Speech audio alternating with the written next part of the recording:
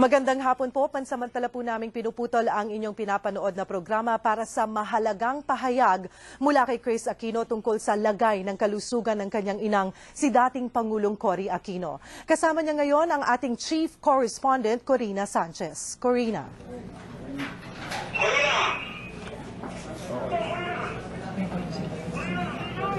Okay po. Alright.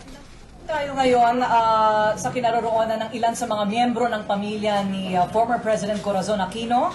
Si Ms. Chris Aquino ay naririto, ang kanyang anak. Gayon din si Senador Benigno Noynoy Aquino para maghatid sa atin ng medyo malungkot pong balita tungkol sa kondisyon ng kanilang ina. Meron silang inihandang statement o pananalita mula sa kanilang pamilya at narito ngayon si Chris Aquino para sa maikling anunsyo ng kondisyon ng kanilang inang si former President Cory Aquino. Chris?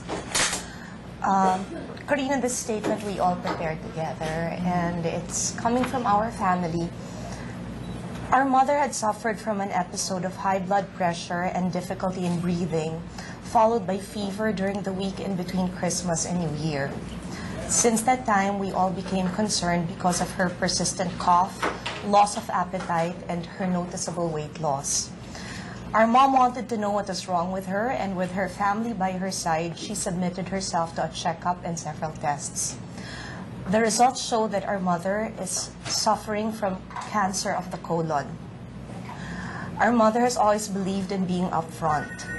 Over and above everything else, she's a woman who has lived her entire life entrusting everything to the Lord, and she has always been a woman of great faith.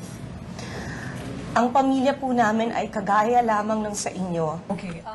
Manatiling nakatutok sa ABS-CBN para sa iba pang nagbabagang balita.